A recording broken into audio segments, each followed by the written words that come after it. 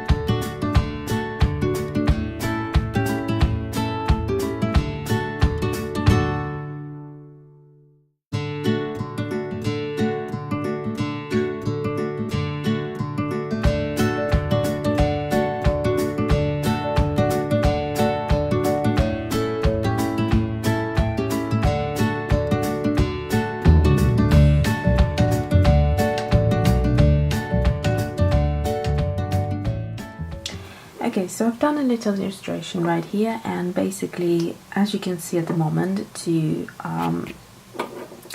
make the girl look gigantic, I had to create figures that are quite small to make her suddenly look huge. And on her hat, I decided to put like a hat that is really a building, and so these people are the right size to live in a building like this. So that's kind of the idea behind it. Now I'll need to darken it up quite a bit, and I'm going to, that's why I used the Lamy black ink, because it's water soluble. The other thing that I'm going to do is I just pulled out my ceramic palette right here, as you can hear, and it's got some of my Daniel Smith remaining watercolors, which I think I'm going to use. So I don't like too much colors, I realized in my illustrations, and I'm going to use a minimal amount, and that is it. What else should I mention? Oh, the earring as well. I quite like the earring. It sort of looks like a bird cage almost, which is a good size as well. So again, that represents how huge she is. And so yeah, there's a family walking with a kid holding hands and another couple here. So I'm going to create a little atmosphere. And I think I'm going to do this in real time, so I'm just thinking I'll probably start with a bit of color. So I'm going to go in, and if I remember correctly, this is my sap green from Daniel Smith. I'm just going to put it a little bit here where the trees are. I'm going to grab a tissue, which I always do because I don't want too much color here, and if I mess up then I can always take it off. And then in terms of her face, I'm going to get this one, which I think might be, if I'm not mistaken, it might be alizarin crimson, but I'll check it and I put it below in the info for you. So I'm going to do the cheeks and the lips. Now I have to say I'm actually copying the illustration that I've done last night because I loved it so much, and I will tell you which one I prefer more. So I'm going to leave these humans as they are and just give them a little shade below. It's a little bit of pink now here because I had a little bit of color remaining. So I think I'm going to zoom in for you, move things slightly so you can see better, hopefully. Okay, that should be in frame. So I'm just now looking at my illustration because I quite like where I put the shadows, and so that's what I'm going to do. I gave her a bigger boob for some reason in this illustration, but never mind. So I'm just going to darken up. I quite like these bows to be nice and grungy looking as well. And let's have a look. So hair, I quite like the hair to be nice and grungy.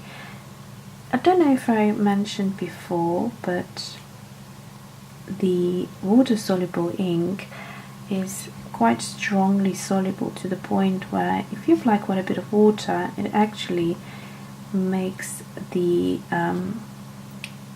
line or the ink where you drew, it dissolves it completely, so you can hardly see it. However, if an ink claims to be waterproof but it's not 100%, you will see that it will be more waterproof than this, whereas it might have a lot of movement, the ink, but for sure it will still keep that line. So I'm just putting a shade on one side of the house, and I think I'm going to leave it at that.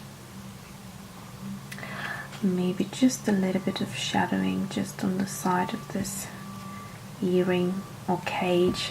Let your imagination go wild and dictate what you want to see. I just sometimes tell you what I try to achieve or what I'm kind of setting out, but of course any illustration you then have the freedom to interpret it your way.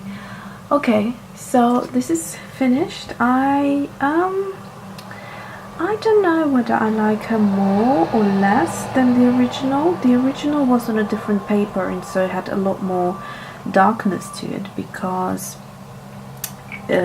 inks behave differently. The same ink will behave completely different on different papers. So yeah, but I do like her. I think she's quite cute. So sometimes I also like to go back in with my Pilot G-Tech 4, where I just want a little bit more detail, just to crispen it up a little bit, for example on the inner corners right there, and I think that is enough detail. Sometimes if I want to add on the hair I can do that, but I'm quite happy with how things are looking.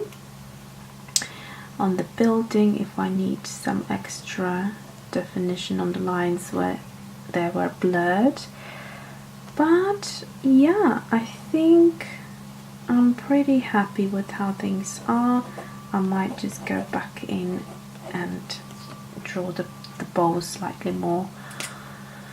Okay, this is my finished version. As you can see, I think my illustration is starting to get quicker and quicker, and I spend less and less time drawing them because I feel that I am achieving what I want, and that is purely because of every day giving yourself that little push and doing this exercise every day. I just noticed I want the roof to be a little bit sharper, the corner a bit more pronounced, so I might actually just go in and give it something like that right here. Okay, this is perfect now. Okay, thanks for watching, and see you tomorrow, of course.